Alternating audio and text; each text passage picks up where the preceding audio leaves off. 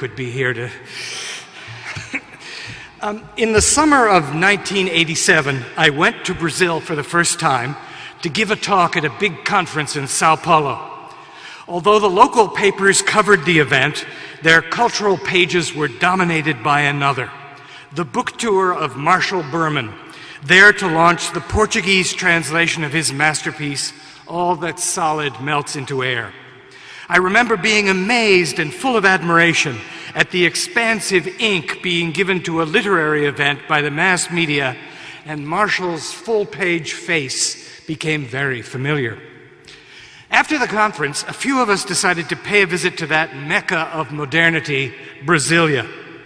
As we stood at the front desk waiting to deposit our passports in the hotel safe, we noticed the name that preceded ours on the sign-in list, Marshall's.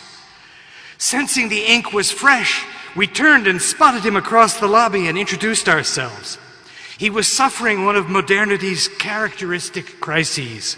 The airline had lost his luggage. Fortunately, Marshall was able to overcome the sartorial challenge. If anybody could look apt in a bedsheet toga, it's Marshall, the Socrates of Hamilton Heights. And he continued to the next station of his victory lap. In preparing this introduction, I couldn't find my battered copy of All That's Solid, and so I ordered another.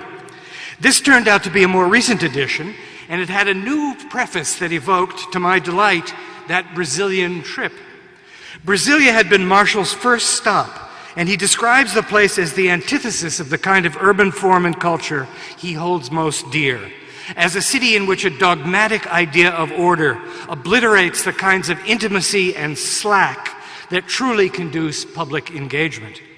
His trip turned into a conversation with Brasilia and the architect of many of its buildings, Oscar Niemeyer, in which Marshall argued, as he has so lucidly for so long, for a dialogic, not a deterministic vision of urban form and life, for a city of expansive opportunities and encounters. Marshall's great subject is the production of modern people, and the contexts and conditions that offer them the powers and possibilities for finding and distinguishing their private and public destinies.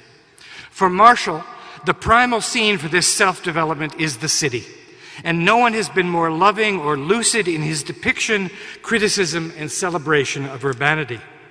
This bright illumination of where modernity dwells is not limited to the physicality of the city, but embraces all the tools of consciousness from which cities are both constructed and understood.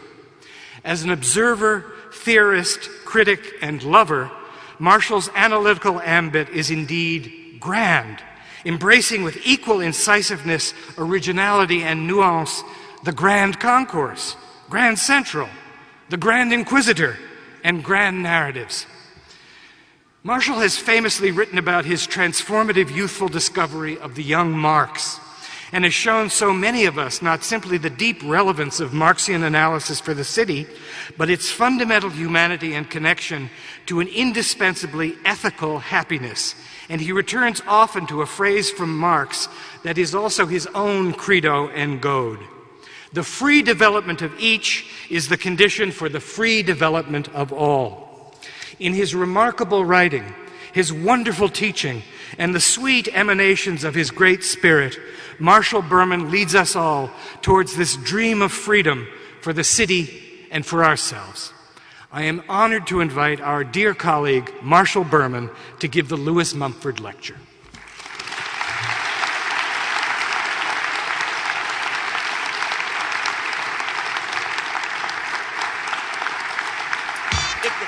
Jump up in the Bronx, you might not live, cause you're in South Bronx, South Bronx, South Bronx, the South Bronx, South Bronx, the South Bronx, South Bronx, the South Bronx. I came with Scott LaRock to express one thing. I am a teacher and others are kings. If that's a title they earn, well, it's well deserved. But without a crown, see, I still burn. You settle for a pebble, not a stone like a rebel. KRS-One is the holder of a boulder. Money folder. You want a fresh style? Let me show you. Wow, that was quite an introduction. I'm not sure how I could ever be worthy of that, but it was really sweet. And it was nice to remember Brazil again. Brazil's done okay. I told them, we knew Lula would come through. Anyway, so tonight's lecture is called Emerging from the Ruins. And there are two epigraphs. The first by the philosopher Hegel from a book called The Phenomenology of the Spirit, 1807. And he says, "Spirit is a power only by looking the negative in the face and living with it. Living with it is the magic power that converts the negative into being." The magic power that converts the negative into being. The second epigraph is by Bruce Springsteen from a song called The Rising. And he says, we'll hear some of that. My city in ruins, my city is in ruins. Come on, rise up. Come on, rise up. Rise up. So,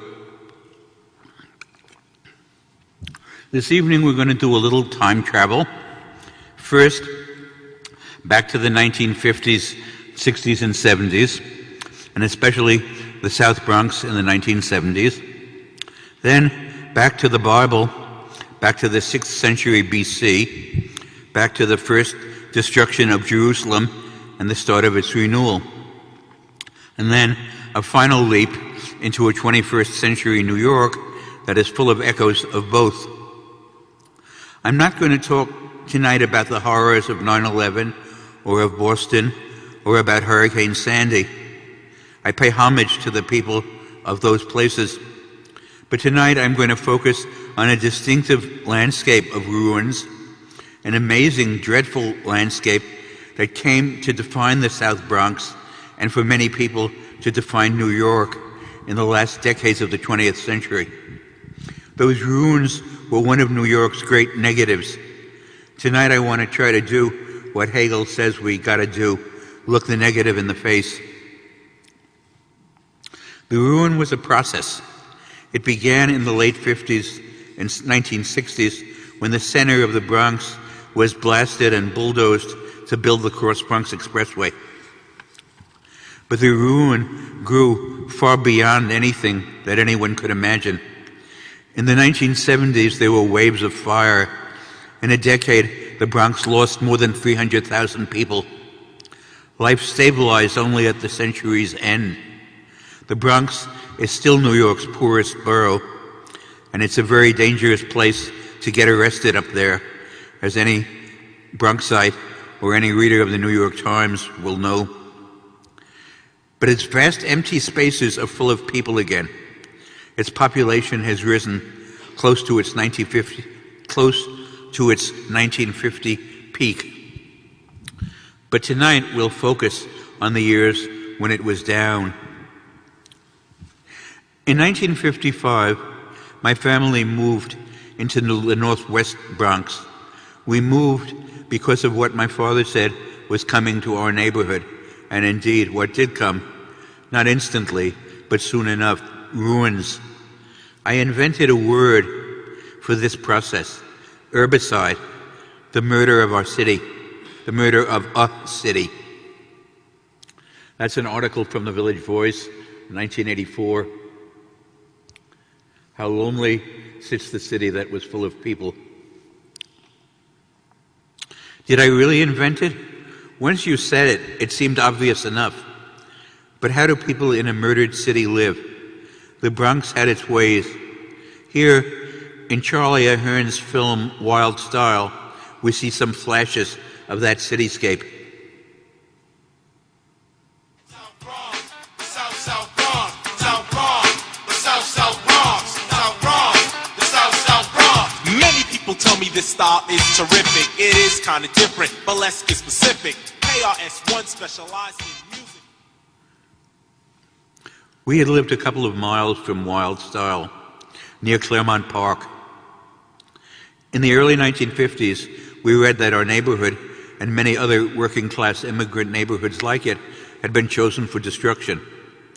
Sometime in the next few years, the papers said, the main paper that talked about this was the New York Post and the Bronx Home News. Hundreds of buildings would be torn down and thousands of people would be pushed out to build the Cross Bronx Expressway. Officials said the exact locations weren't yet known.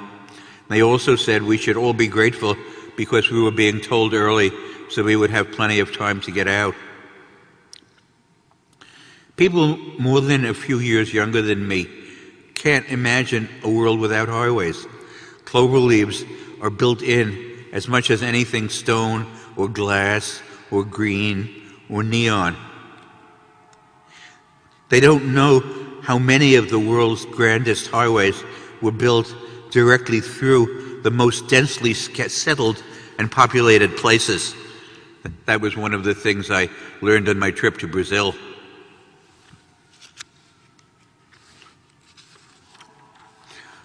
When you could ride on the highway and really almost reach into people's apartments.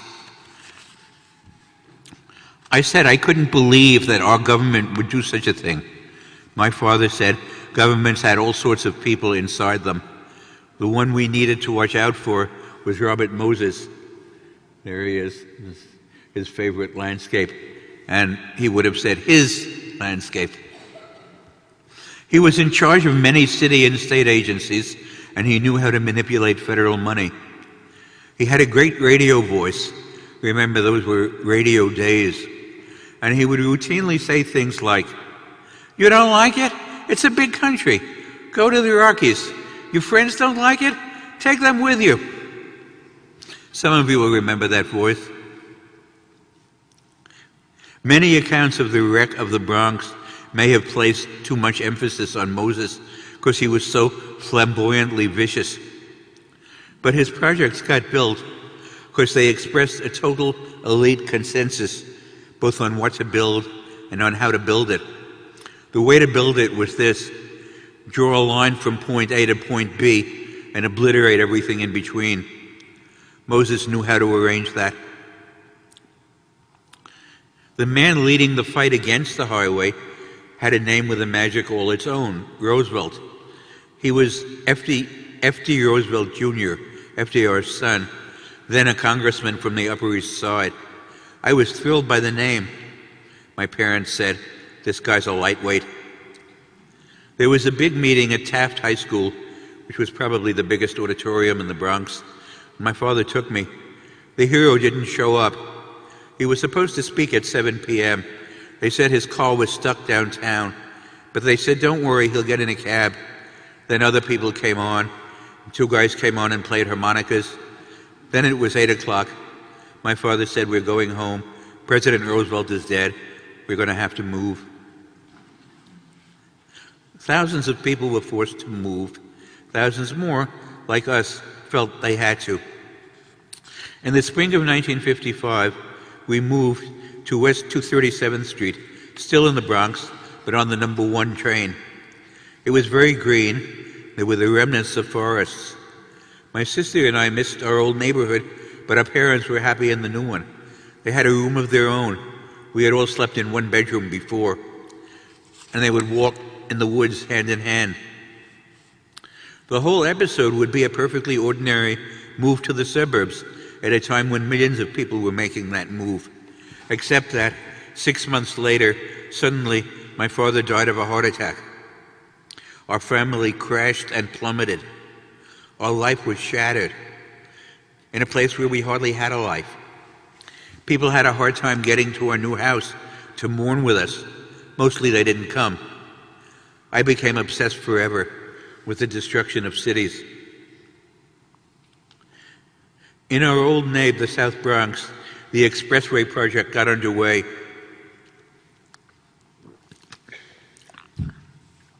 We had moved. I was going to Bronx High School of Science in the North Bronx and then to Columbia, but I kept going back. One big assembly point for construction was an overpass at the Grand Concourse and 174th Street. There was what was built as a West Pocket Park, but now a storage dump that offered a spectacular view. It attracted many of Robert Moses' victims. They were older than me, often involuntarily retired. Their places and their jobs no longer existed. That bastard, they said, we'll get him someday.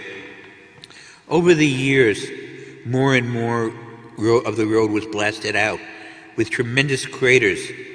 For the first time in this very dense city, the South Bronx was New York at its densest. You could see for miles and miles, both east and west. Enormous equipment, steam shovels and bulldozers, huge trucks and rock drills and pipes, stuff we're used to today, but that seemed from another planet then, were spread out where the streets used to be. The view evoked the dazzling perspectives of Piranesi, which I just then was learning to see in my fine arts course. One of the project's ironies, it brought a new but real beauty into the Bronx, even as it tore the Bronx apart. This was only the first stage in the Bronx's ruins. It left thousands of people feeling like victims, sometimes depressed, sometimes enraged, but always more helpless than they had thought they were. There would be more people like them down the road.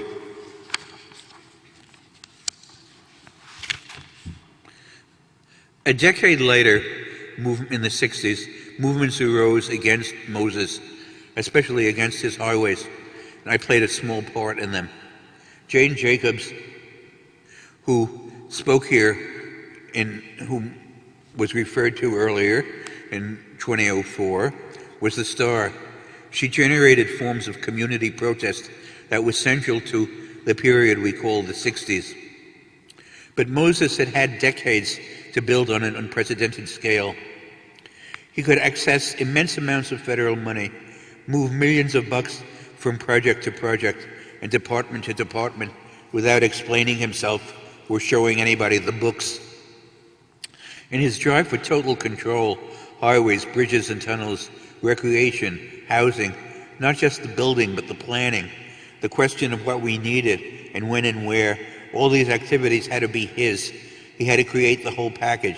He didn't want to share.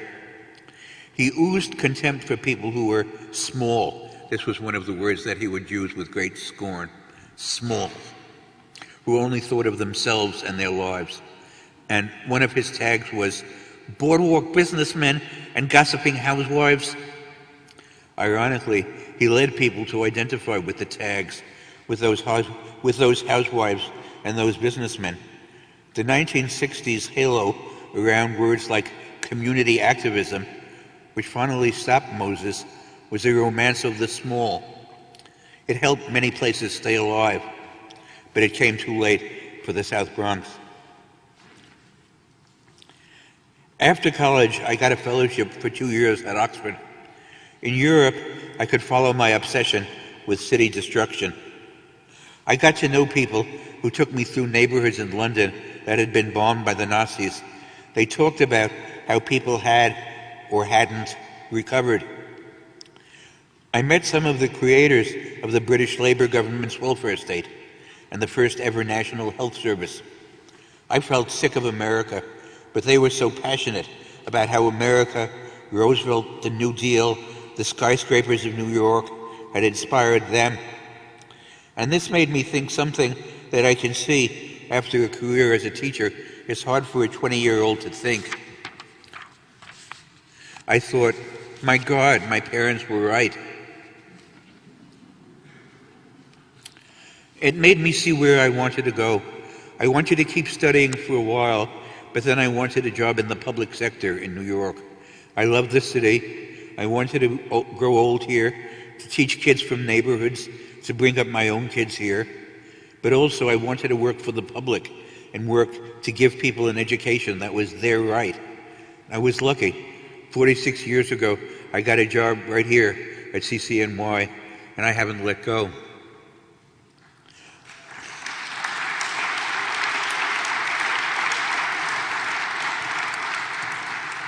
Oh, shucks. That wasn't in the plan, but thank you. I knew that New York and all American cities were going to need help. Lyndon Johnson is now most remembered for the Vietnam disaster, But in fighting for civil rights and for increased immigration, he was a real hero. This made all our cities more multicultural and more exciting.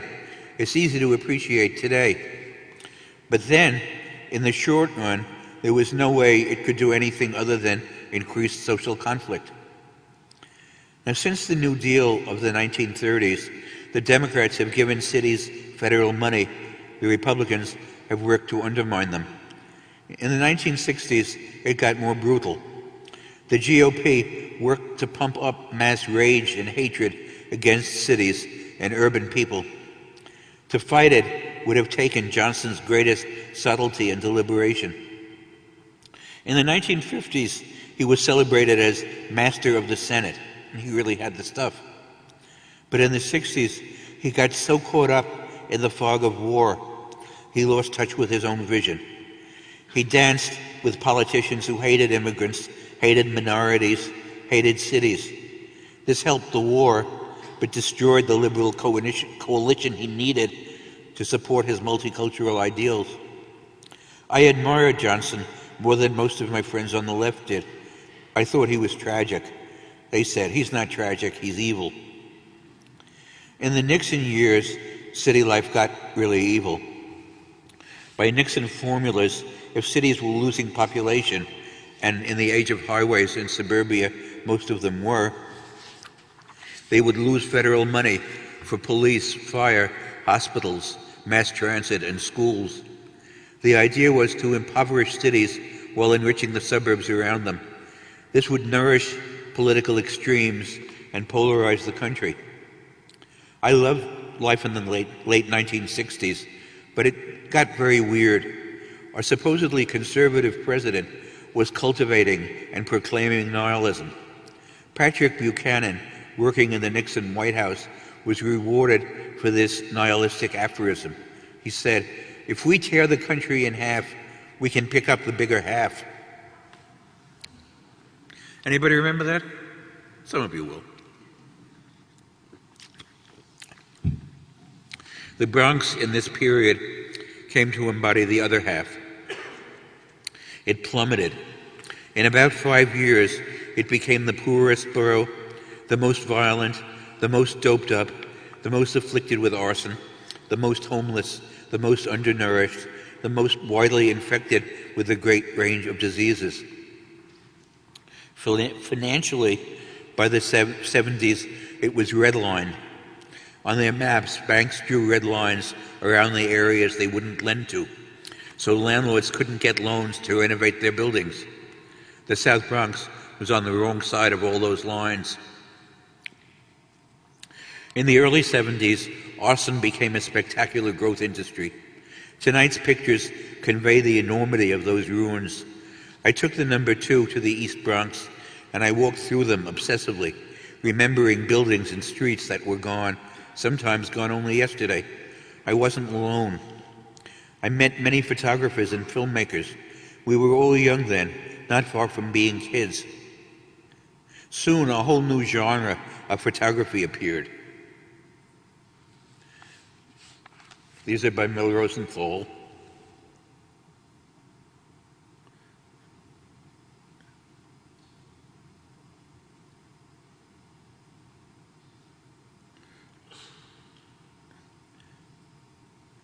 And these are by Lisa Kahane.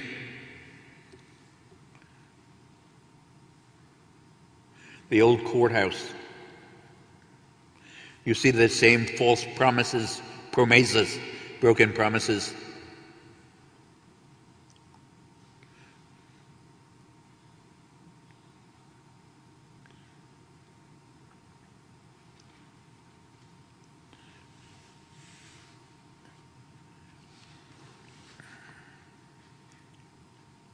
Ironically, tearing up the South Bronx created a visual environment that, although horrible, was an amazing spectacle.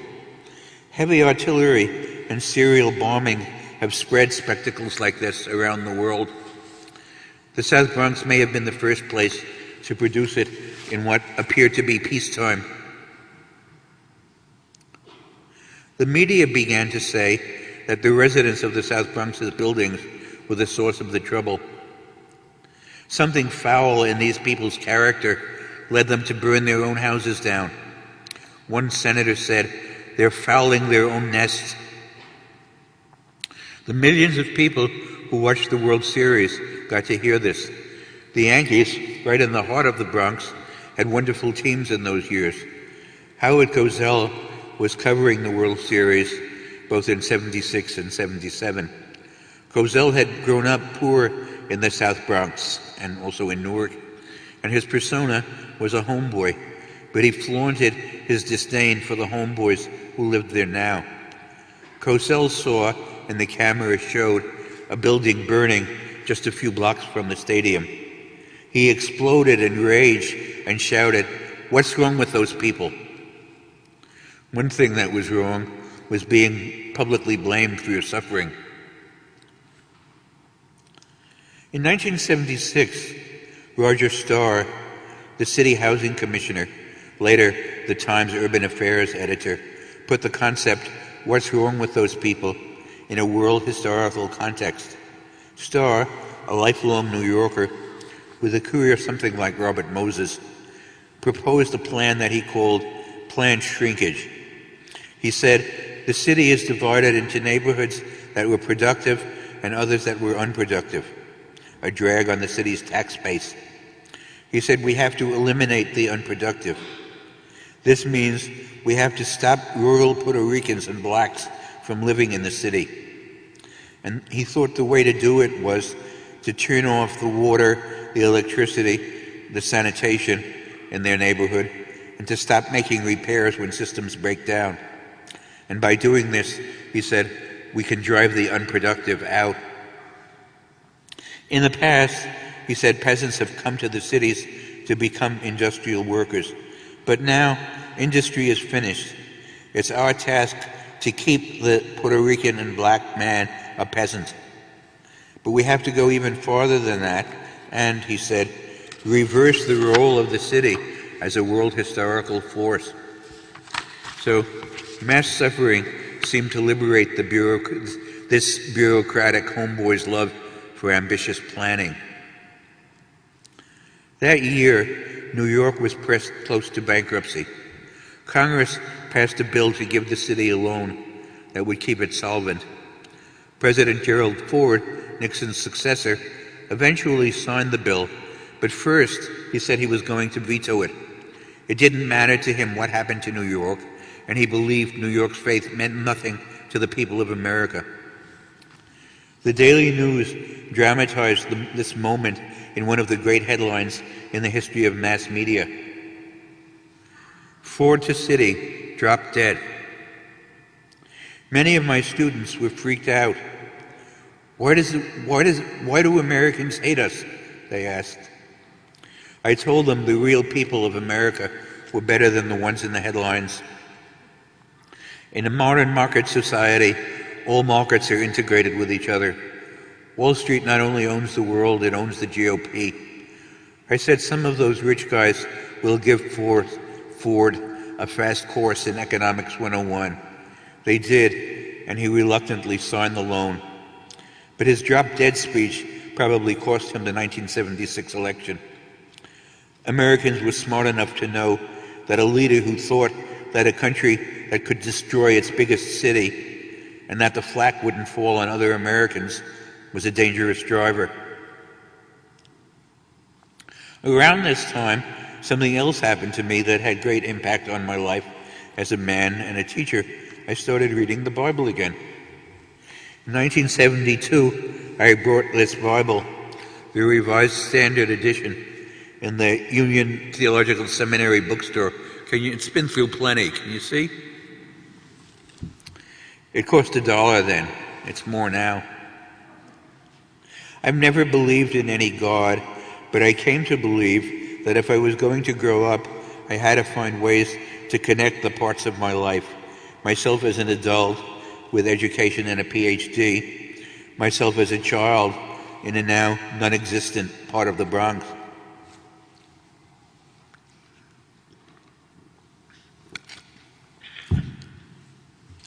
As a boy, I went to Hebrew school at the Young Israel of Claremont Parkway. Sometimes I would come home to supper with a day's story. The Bible was the last thing we did in class. With a day's story still in my head, and he did it last because he said he didn't want us, he knew that we really liked the Bible, and he didn't want us to jump into it until he saw that we'd done all the other things we didn't like to do. So I'd tell this story, and then we would sit and argue. What did it mean? In our family, arguing about the Bible's meanings was itself a source of meaning. We loved the Bible, but we weren't believers. The prophets would call us ye of little faith. Much of my work as a writer over the last several decades has been about what it means to be modern. The last chapter of this book here, All That's Solid, is about the Cross Bronx Expressway. But reading the Bible, I realized there were important things that modernism has often left out. When I saw the Bronx in ruins, and I saw how modern life itself was so full of ruins, and the terror of ruins was still biblical, I didn't think the Bible had divine solutions to human problems, but I thought it was special in saying very clearly what the problems were. Modern rhetoric often talked as if mankind had transcended troubles that we really hadn't transcended at all, and that was still there for us to face. These stories still haunt me. Tonight's are about cities, biblical cities, Jerusalem, of course, but also the pagan cities that surrounded it. Tyre, Babylon, Damascus were seen as always vulnerable. Their existence was always tenuous. They could be great, but they're not solid. There were always potential ruins. Those destroyed cities may have looked a lot like the 1970s Bronx. Here's the Book of Lamentations from Jeremiah's time, the late 5th century BC, soon after the destruction of Jerusalem by Babylon. How lonely sits the city that was full of people. How like a widow she has become. She who was a princess among cities. She weeps bitterly in the night, tears on her cheeks. Among all her lovers, she has none to comfort her. The roads to Zion mourn, for none come to the appointed feasts. All her gates are desolate. Her foes become the head, her enemies prosper. All her people groan as they stretch for bread. They trade their treasures for strength. Is it nothing to you, all who pass by? This is herbicide. From ancient times to today, the experience of seeing your city in ruins is one of the dreadful primal scenes. A great source of pain is the contrast of today with yesterday. How lonely sits the city that was full of people. The clashes of desolation and glory that are so vivid in the Bible felt close to home. In a country with a president who said the destruction of New York meant nothing, the question, is it nothing to you, all who pass by, was a question in current events. The early literature of herbicide is a literature of ordeal. The ancient Jews, like the Greeks, traced herbicide to their gods.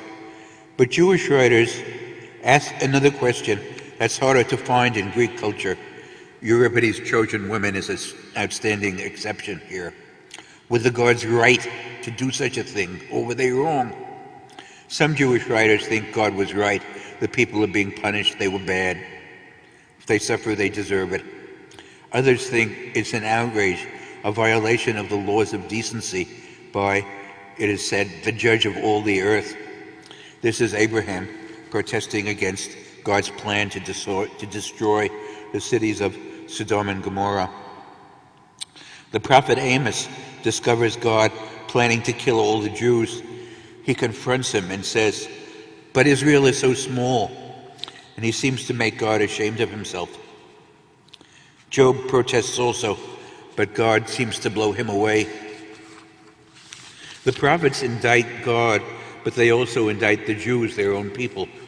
Not only did they worship pagan gods, remember that golden idol, they all ran after money, honors, pleasure, success. They stained their hands with the people's blood. The rich lay house to house, field to field, so there's no place left for the poor. All the poor people seem to want is to imitate the rich, to change places and enslave their enslavers. People of every rank, from high to low, oppress and ruin. They forget their covenants, not just with God, but with each other. This is the beginning of social criticism and one of the beginnings of democratic thought. Most ancient literature on democracy comes from ancient Athens, but the Bible is also a primary source.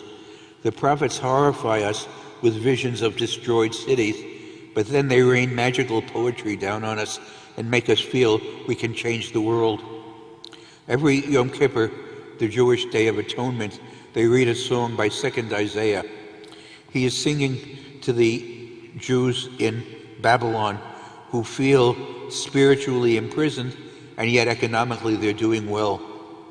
But he says they can do morally better.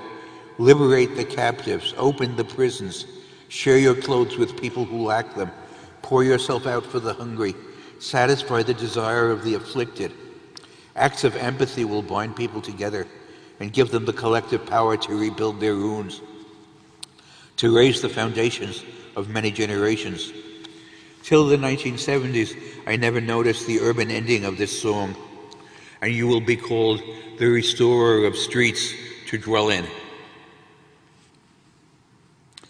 In the early 70s, the demos of the Bronx started to find voices. One voice was the explosion of graffiti on the subways. I loved it. These are pretty good pictures. The kids who made it were thrown into a public transit system that was far more broken down than today's. They told the world, we are not helpless. We can make this world colorful, exuberant, exciting. I spoke earlier of a post-60s romance of the small. We can see it in these pictures, images of kids, small people, and small pieces of exploded neighborhoods. Lovers of graffiti have to admit we love it partly because we love children. We feel their work has a sweetness and innocence.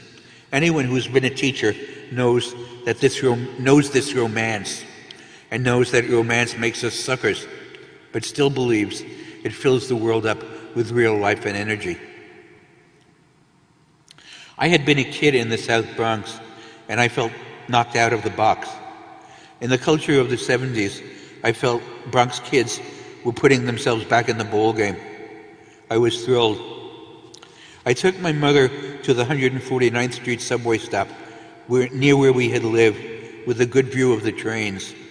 She was a very reserved woman, but she said, "It's a rainbow in a place where who would expect one?" Another voice was the musical and poetic language of rap. On the subway platform at Columbus Circle one day in the early 70s, I heard it for the first time. Excuse me. A kid of high school age with a recorded drum track on two small machines at this size, with two small speakers in the background, was shouting the story of his life. I gave him $1. The South Bronx was an early center for rap. Old school, my oldest son Eli tells me. I felt that seeing the burning and reading the Bible made me more receptive to it. It was really not my kind of music. How could you get through a day without melody, I thought. But the massive runes, the melodic sacrifice, the no-nonsense dead seriousness made it real for me. More people started doing it. The background music got more melodic and was defined by what they called samples from earlier records. Some of the best numbers now were dialogues between the present and the past, between kids and their parents. It was exciting cultural production coming straight out of neighborhoods that were condemned as unproductive. When I came to CCNY, our college had a beautiful South Campus, the old 19th century convent of Convent Avenue, the home of liberal arts. Where did it go? At the end of the 1970s, CCNY tore it down. But first, every Thursday, in club hours from noon to 2, in front of that bell tower, a disc jockey would set up, scratch a million records to create a background, and there would be an open mic for people to get up and rap. Some of the rapping was male chauvinist gross, some of it just silly, but some was luminous and brilliant, and it was doing just what I was trying to teach my students to do, stretching language to grasp and envelop reality. There were a few teachers who got up and rapped. I envied them. I knew I couldn't make their rhymes. At first, the rap audience was small and local, but the sound got around. The first international rap hit was The Message by Grandmaster Flash and the Furious Five, released in the Reagan summer of 1982.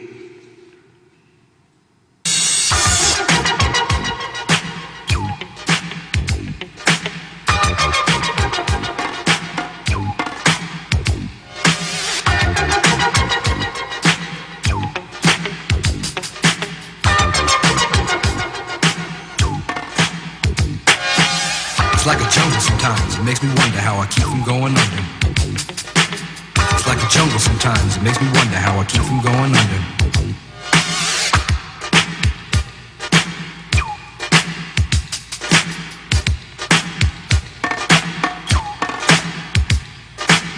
Broken glass everywhere, people pissing on the stage, you know they just don't care. I can't take the smell, can't take the noise, got no money to move out, I guess I got no choice. Rats in the front room, roaches in the back, junkies in the alley with the baseball bat. Could we see the cover again from The Message? Yeah, okay. This is the group on a street in the South Bronx, a street that might have been crushingly crowded yesterday, but has been emptied out almost instantly today. There were many streets like this. It had happened to my old block on College Avenue. But the rappers inject a new note the guy messing with the traffic light. That's Millie Mel, who tells us that story. He shouts at a handsome dead boy. He says, "How could you have been so dumb? You lived so fast and died so young." He sees the self-destructive idiocy of his homies, but also their human dignity. Like Howard Cosell, he asks what's wrong with them, but he doesn't settle for easy answers, not even the answer that they're victims, although he makes it clear that they are. Sounds of the concrete jungle erupt, sirens, everybody ordered to freeze. But even here, in the Bronx, as in the Bible, surprising things can happen. There's a quatrain late in the rap. They pushed a girl in front of a train, took her to a doctor, sewed her arm on again, stabbed a man right through the heart, gave him a transplant and a brand new start. Some people are maimed by violence, yet they get help and live. The Message became an instant classic, a breakthrough for the whole genre. Suddenly there were people everywhere who want to listen to New York's raps and to create their own. So what's the message? That social disintegration and existential desperation can be sources of life and creative energy. A generation of kids broke out of the poverty and ghetto isolation and became sophisticated New Yorkers. Some of them got to a place where they could imagine not only freedom for themselves, but freedom for everybody. For the girl pushed in front of the train, for the man stabbed through the heart. Not only had their suffering not destroyed their idealism, in some mysterious way it had created idealism.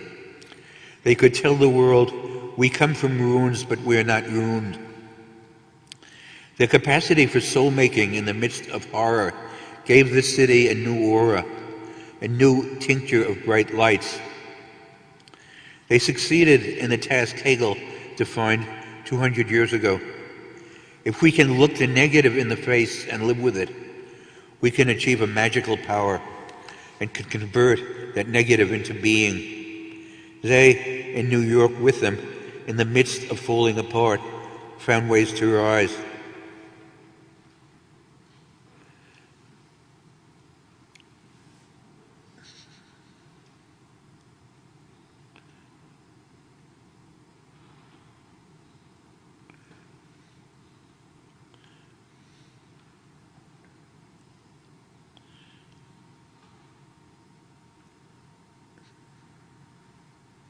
That's a series of pictures by Camille Vergara of the East Bronx.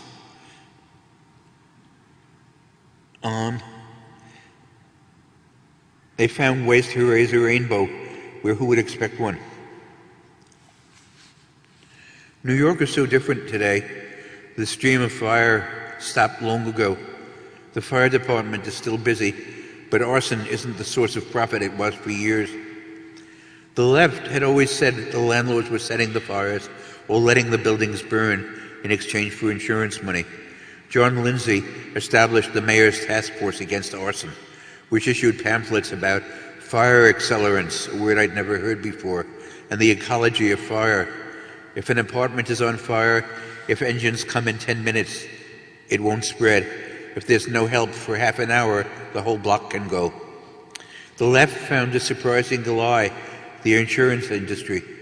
At the start of the 1980s, the insurance company said they had strong evidence of human participation in tenement fires and they weren't going to pay them off anymore. Then something that looked like magic happened. Magic formula: no payments, no fires. In the last year of payment, the Bronx lost something like 1,200 buildings. In the first year of non-payment, it lost something like 10 buildings. Some of you will remember that. It was a thrill to be able to think about fire as a human problem and to stop feeling that the Bronx was caught up in a process of cosmic disintegration. The next big difference is the decline in violence. The explosion of violence that began in the early 60s and went on to the early 90s has been reversed. Today, the typical homicide rate in New York is about 500 a year.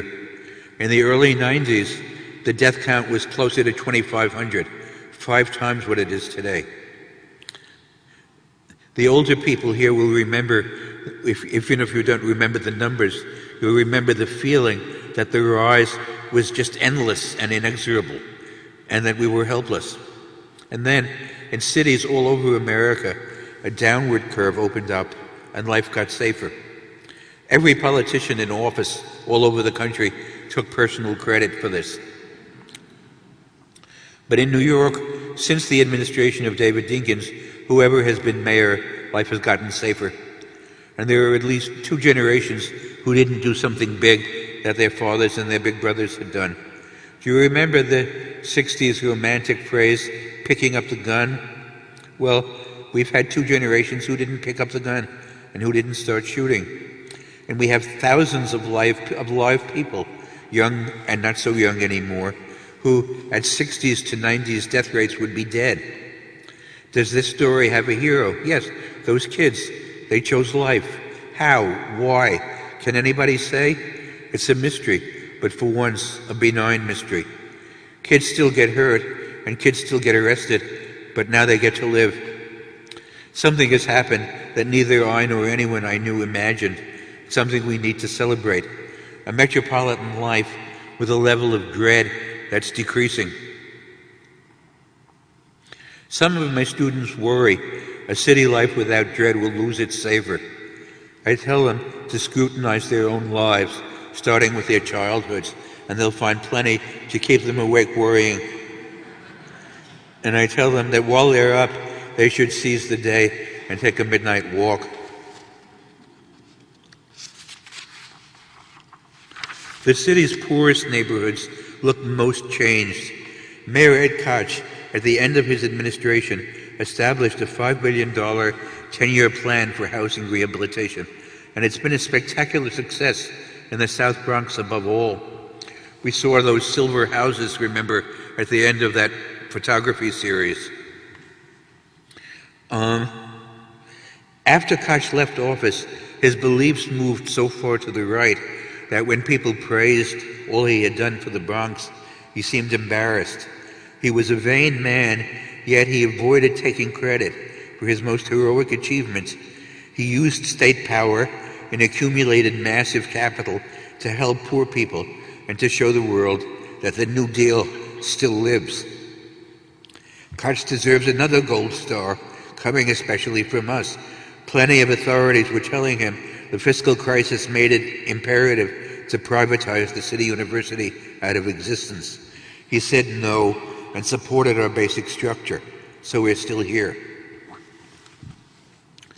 The most amazing thing about this is that the immense expressionist dreamscape, those jagged, haunting forms of recent ruins, are nearly all gone. I love the Bronx Zoo, but for years I stayed away from it because I couldn't bear to ride the number 2L through the ruins. But finally I bit the bullet. It was 2005. My younger son Danny's class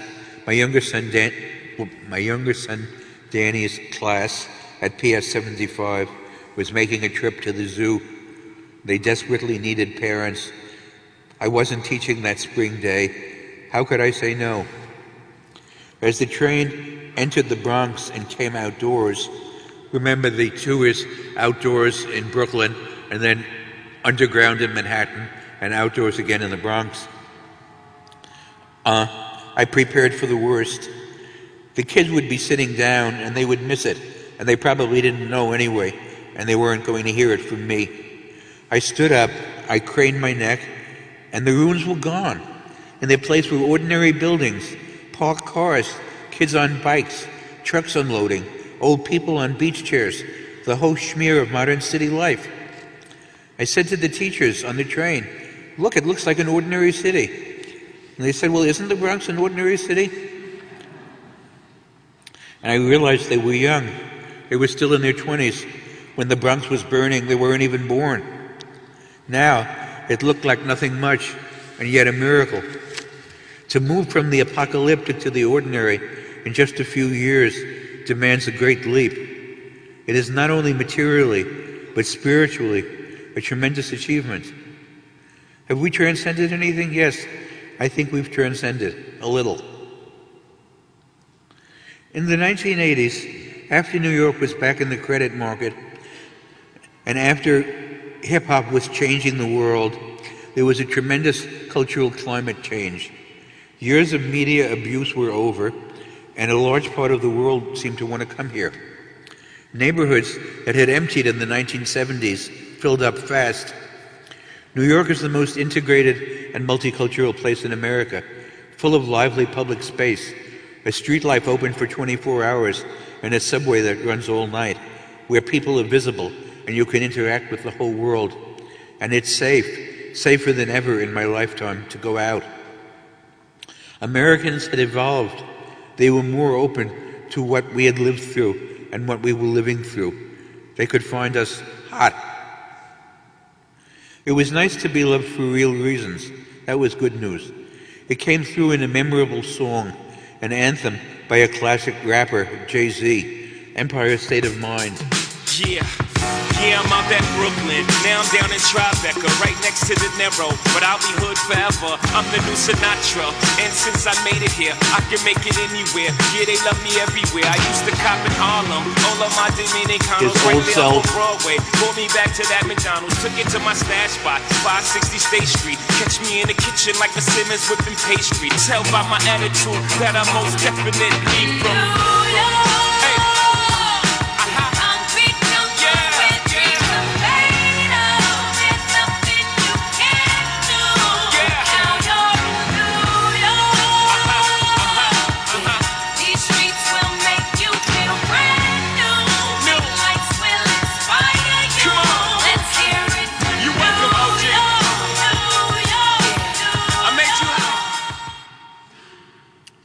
This is really a lovely song, but we also have to hear what he isn't singing and to feel the rage of other rappers. Homeboy Sandman may be the most recent, that what used to be a language of gritty realism has somehow morphed into a jargon of social complacency. Can rap be saved from misincarnation? Many of us hope so. The other bad news is something we have to call the price of love. Because the whole world wants to be in New York has become too expensive to be in. Neighborhoods where many people can remember the ruins have accelerated from fire sale abandonment to well-earned authenticity to gentrification in what feels like 10 minutes. People who worked through dark years fall victim to their success. They see their neighborhoods in the Times real estate section and they feel both pride and dread. They say what my father had to say, we're going to have to move. A new history, but an old tragedy. The development of the city pushes people who love it and who make it such a great place and who feel so at home in it out of their homes. If I were my students' age, like them, high on brains, ambition, and energy, but low on capital, could I come to New York? Well, yes and no. I probably couldn't afford any Manhattan neighborhood at market prices. But the kids priced out of Manhattan have learned to explore the city as a whole with a zeal and energy and imagination that my generation, obsessed with Manhattan alone, never even dreamed of. And they can always get here on the subway, just as my parents took the D train from Times Square to the Bronx. My younger son Danny told me last year, Bushwick is hot. The kids have created a really greater New York, a lot fuller than ours. Their urban horizon is wider. There's so much more there. They're making the city move and evolve. I began tonight talking about the destruction of cities. Now we moved into an empire state of mind.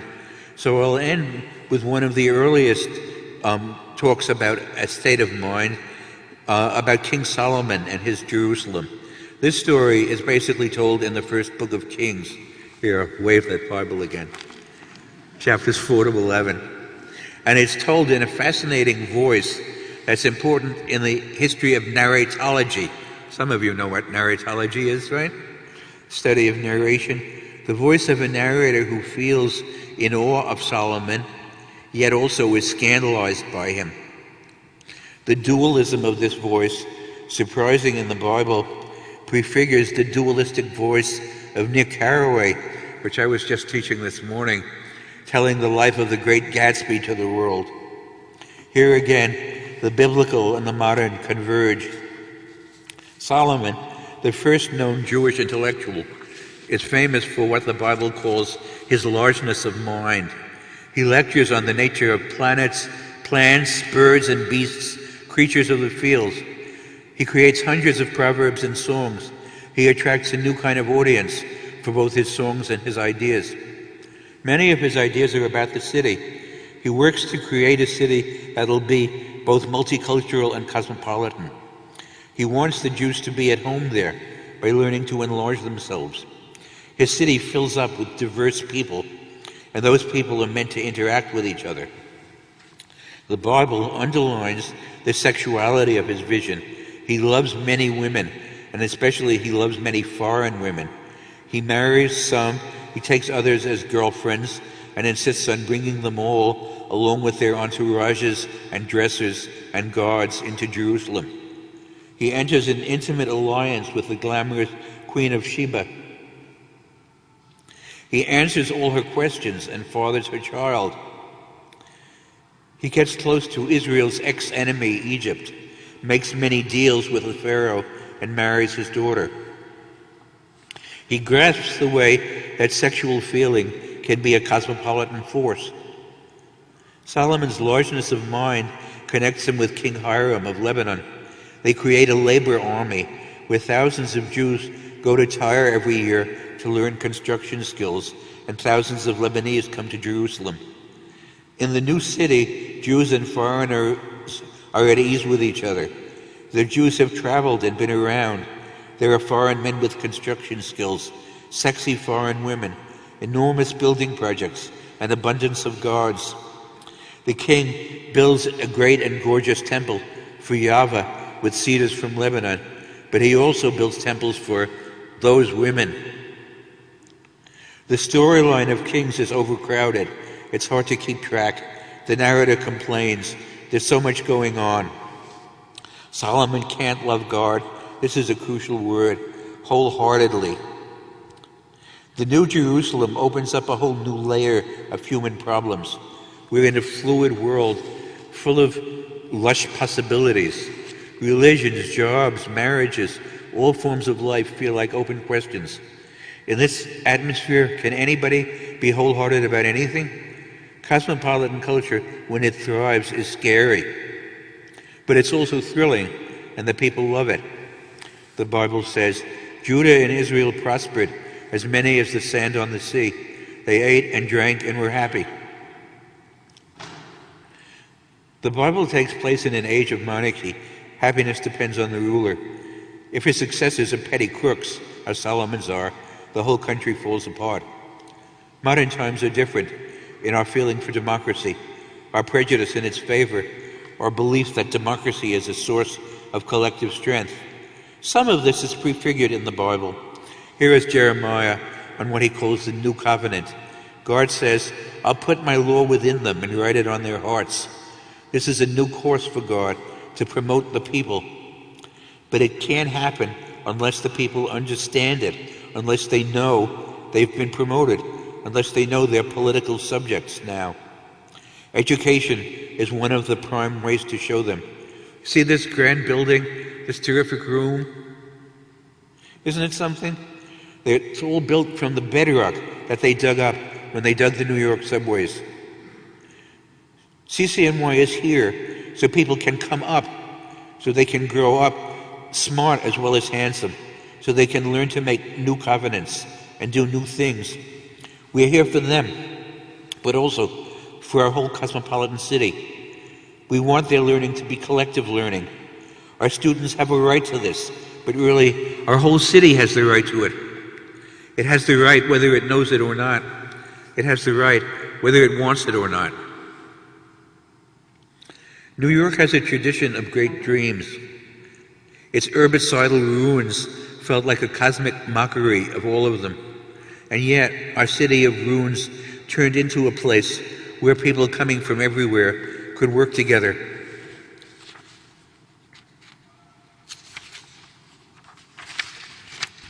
Bruce Springsteen, in his album The Rising, sang, "My city in ruins, my city in ruins.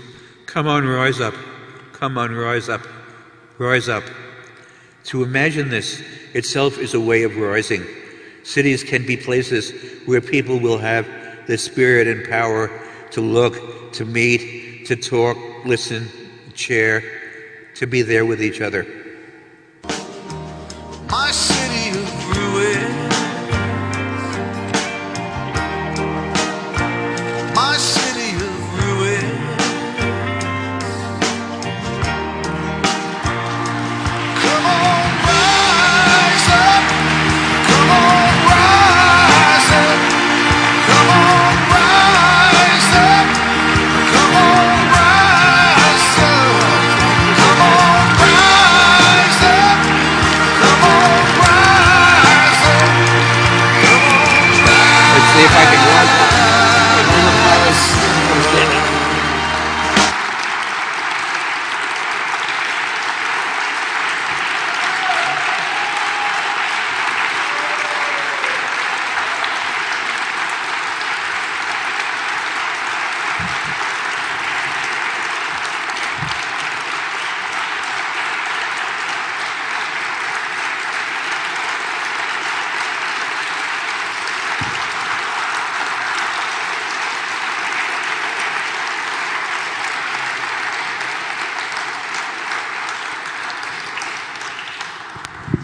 Well, I hope some of you folks will have things to ask or things to tell, things to say about that.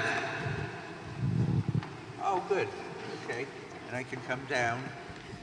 If somebody helps me get down. I help you get down, then I want to make a comment. But let's let you get down. I think you understand and see why City College has some of the best professors in the world. Truly, truly. But I actually, but I actually wanted to make a comment because when you talked about the burning of the Bronx in the 70s and in the early 80s, to me also, we look at the buildings and the urbanism of that, but it brought home to me the true human tragedy, because during those very same days was the early part of my biology career. And I worked with the New York Hospital Burn Unit. And in those days, we would see 7,000 to 8,000 outpatient burns a year. We'd have 1,500 inpatient burns a year, many of them from house fires. And it wasn't until tonight that I realized that the career I had embarked on, finding ways to develop new mechanisms to accelerate healing, really was a function of this destruction of urbanism and the destruction of the cities. And it never dawned on me. And I can't thank you enough. I learned so much from you. So thank you. Thank you. And I give you that because I shared. Thank you. Thank you. Marshall is happy to answer questions. If you would queue up at this microphone here. Is there a mic? I'll start Oh, here. I see. Hi, Professor Berman. I'm Alex Marshall, a journalist and writer. Love your work. You know, how do you square your praise of the graffiti on the subway trains, the beautiful colors, with the other point of view, which I share, which is that encouraging graffiti is encouraging lawlessness. It's just not appropriate, and it's encouraging basically a destruction of the city that you condemn. That there needs to be a place and time to draw. There is no, yeah. How do you, any response there? I don't know. It seems to me if you look at least some of those pictures, those graffiti are lovely and really added beauty to the city. Now, how do you sort out the mix of beauty and ugliness? But if you remember, the trains of 1970 were so much more broken down than the trains of today. And it can really make you appreciate how the MTA has grown and changed. And I mean, they were also making a comment, they were adding color to something that was so colorless, that was so grim. So it was a different moment from today, and they were saying something that without them nobody would have said. The trains would have just seemed gray and ashen. They would have just seemed like more imprisonment, which in fact they did seem like. Those were the trains in which the air conditioners didn't work, but they were tremendous air conditioners that made enormous loud sounds all through the summer, so you couldn't have a conversation. Remember those? Remember? Okay. And that was before they put rubber on the wheels. So part of being in the subway was it was too loud to have a conversation. If you were talking to someone and you went into the subways, you had to shut up while the train was moving, and then you could talk in the minute while it was stopped. And you had to remember what the person had said so you could pick up on the next stop. Do you remember like that? It was a little bit like if you were with somebody and you had a baby and the other person had a baby. And you know you had to stop every couple of minutes to take care of the kids. And if you were lucky, you would have just brief intervals. And that was all you got. And then actually when they started, the irony of those dead trains was also the irony of the deindustrialization of America. The last gasp of the Pullman Company, which was one of America's great corporations in the late 19th century, was the St. Louis Car Company. It was the sole manufacturer of subway trains in America in this period. And I think what happened, and I used to remember it in more detail, was that there was a law that we had to buy American. And then I think Congress took that off the books so that we began to buy subways from the Bombardier Corporation, which is a both French and Canadian corporation. And suddenly, and I remember the day, in fact, I was going on the number 1 from 96th Street up to City College I don't remember with whom, but with somebody. And as soon as the car started, I said, "Shh, we can't talk now." But then suddenly you could, and it was amazing. But I mean, ironically, it was the industrialization only by outsourcing that our own industry couldn't sustain us here. But in any case, the graffitists didn't mess up the new cars. They messed up the old and dreadful ones. And the subway art books and the photos that I showed, and many that I didn't get to show, will verify that. So I mean, I don't think it's to say that everything that anybody put on a train was beautiful would be just silly, but to say that none of this material was beautiful and that none of it added anything to the city, it would be like being my mother and saying there's no rainbow here. But she, who did not feel very sympathetic to the graffitists, yet was able to see that it was a rainbow where you wouldn't expect to find one. And I think part of being an urban person is having that sense of complexity and being able to see that it has different meanings and different possibilities. And this is what I tried to do here.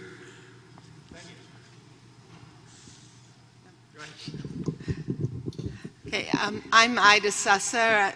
I've been an ethnographer of New York City, and I want to say that your book, All That's Solid, has been an inspiration to me, and also this talk just was wonderful.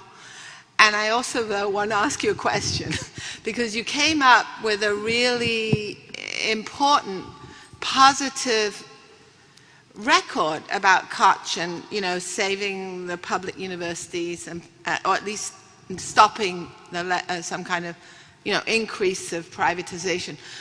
And I wonder, and I agree with you about Red Hook and Bushwick and the new cultural inspiration from the youth and the artists and the theater people pushed out.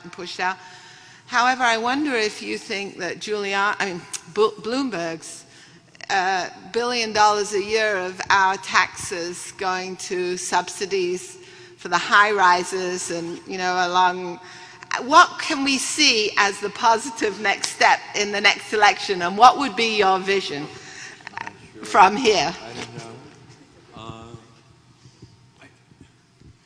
I think it's important. I mean, I think it's good that Bloomberg.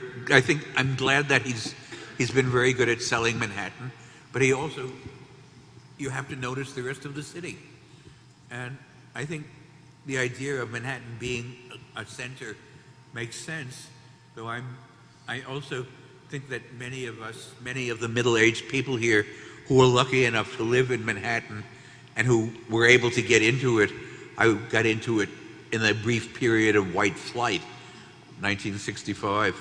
Could never have afforded it before or after. So I feel like there's something. My landlord said, "I lose money on you every single day." She said, "Do you think I don't write it down?" I should have more feeling for her.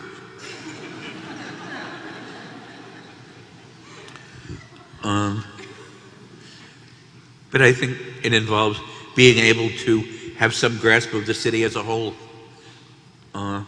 Is there any candidate who does, as far as I know? Not that I've noticed. But please let us know. I mean, I think it's kind of pathetic what's being offered so far, and depressing. On the other hand, we've survived many mayors who've poisoned the air, and I won't even begin to list the ways. So there's something about the inertia of a great system that can survive tremendous malevolence and viciousness. So that's something that'll be worth remembering, as years go by. Hi, Marshall. I recall the last time we were both in this room, David Harvey was speaking, and he ended his talk with sorry, he ended his talk with Ooh, I didn't hear. David Harvey was here, and he's a colleague of yours. And David Harvey. David Harvey. Can you hear me now? Anyway, he ended his talk, he made a comment about pacification by Cappuccino. Do you remember that? And you challenged him on that. And I'm just wondering if you could kind of comment on your challenge to him about that comment. He was sort of criticizing, he was kind of criticizing intellectuals, he was criticizing sort of the greening, or what do they call it? I don't know. Just, he was, do you remember that comment? Is it ringing a bell? Maybe not. I remember feeling an edge toward David Harvey through the years. I don't quite, I mean, and I do remember the word cappuccino. Okay. Presumably he only drinks Maxwell House himself.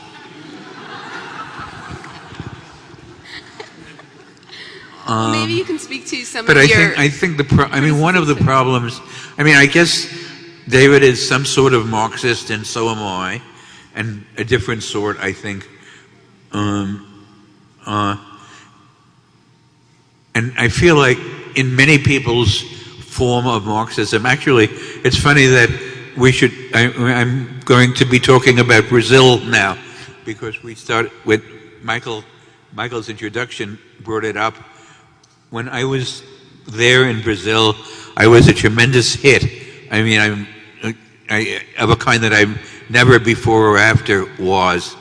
And the reason what they said is that all the Marxists we've ever had down here are like Jesuits. They wear black and they condemn everything. And you're a Marxist who believes in being happy. And it's true. I confess to that I do. So that it's part of, in some ways, it's part of my own persona that I believe it's legitimate for people to try to be happy. And the city creates enormous possibilities for that, and people shouldn't be ashamed of that. On the other hand, it's also true that people need to be aware of the condition of people who are poorer than themselves and need to take thought for them and find policies that will make their lives better. And I don't think, I think in David's, never mind David, but in some versions of Marxism, the proletariat is virtuous and good in everything that it does, and every other class, everyone who is not, even that isn't quite right, because part of my own rap is that much of the middle class is proletarian. And if any of you think about the jobs that you do and the jobs that the people around you do, many of them are proletarian or alienated, have tremendous problems in them. You don't make basic decisions about what to do. You implement policies that are made by other people than you. And in that sense, you're just like a Marxist proletariat, only,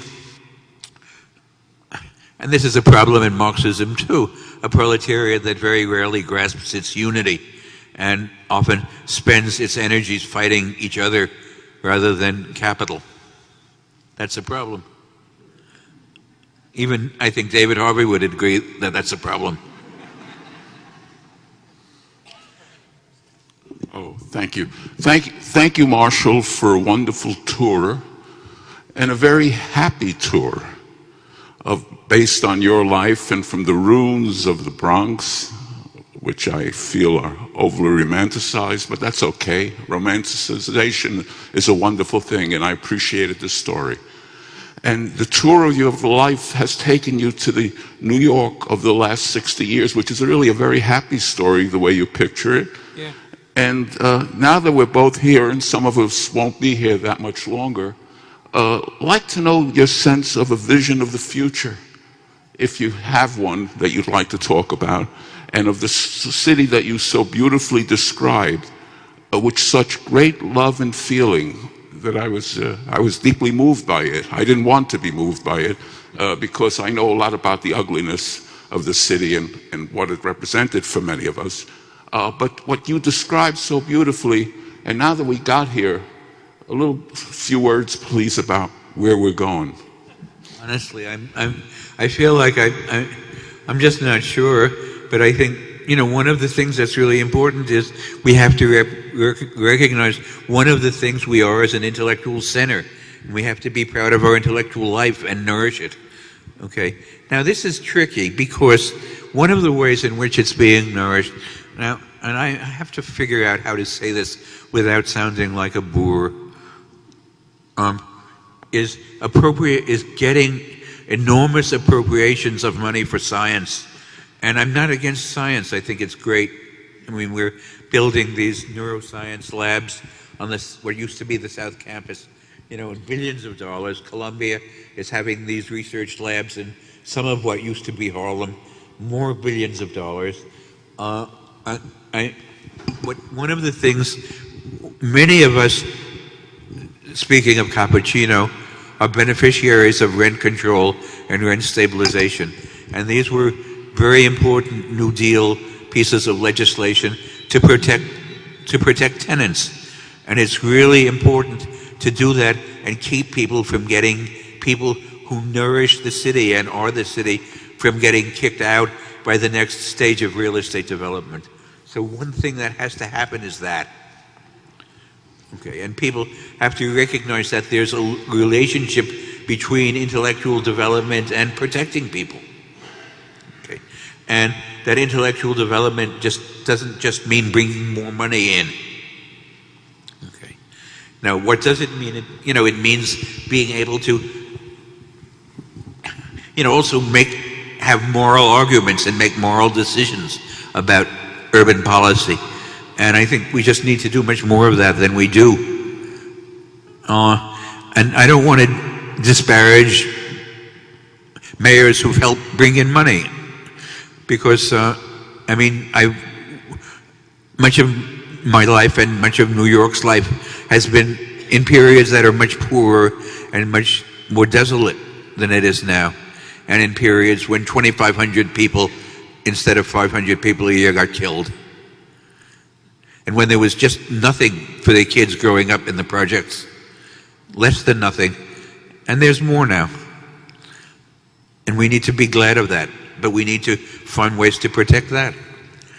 So, I think it's just complicated. I don't have a recipe for doing that, but I think it's really important to recognize New York as an intellectual center, as a center of where these things get debated and discussed and argued about, and where it isn't just a question of what brings in the most capital. And I think that this is one of the tendencies in capitalism that Marx writes about very brilliantly, and that he says he believes in the accumulation of capital. He wants the economy to get bigger, but he also feels the disastrous potentials in that, and that we have to face them and uncover them and stop them. Okay, so I'm saying that we have to both be glad of growth and also be able to see its dangerous potentials and resist it. And also, I think it's really important for intellectuals to appreciate intellectual life, which they frequently don't. So, I'm in favor of that. I think that might also mean, put me in favor, speaking of David Harvey again, of Cappuccino, right? Right, because again, sitting down in front of a cup of coffee and arguing about things, right? That enterprises like coffee houses can be profitable, are not among the most profitable things in the city, but can bring people together to sit and argue. And we've all, to an enormous extent, benefited from that, right? And sometimes I feel dreadful to see the places that we grew up in that mean so much to us close and are replaced by much classier places.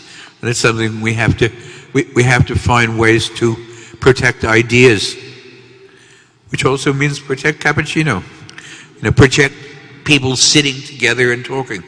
That's one of the central things that cities are about, or standing together. Except as you get into your 70s, standing isn't so easy, right? Hi, well, I'm still standing as another happy Marxist from the Bronx who has had many cappuccinos with David Harvey, to out him as a cappuccino drinker. I wanted to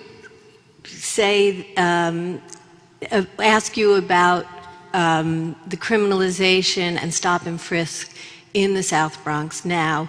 A lot of our colleagues and students in the Public Science Project at the Graduate Center are working with the Morris Justice Project. This was one of the reasons I was saying, how much better the Bronx is, but don't get arrested there. The price of the new formation, I know you know this, but just to speak a bit about that, the price of... I don't think the stop and frisk policy has done much to improve public safety or really anything. I mean, it's helped to the extent that the police always deny that there are internal quotas of arrests that people have to make, but I think they certainly help satisfy those quotas and arrest a bunch of mostly kids who aren't doing much of anything. I think there probably are a few people who are doing something serious, but I think the stop and frisk so overwhelm the arrest quota and also keep people in prison long after anything that they might have done and keep them from coming to trial. And I mean, the Times documents this, much more elaborately than I could. So I assume that the audience for the New York Times is fairly, I don't have to tell you what's on page 1, but that's what's on page 1. Yes?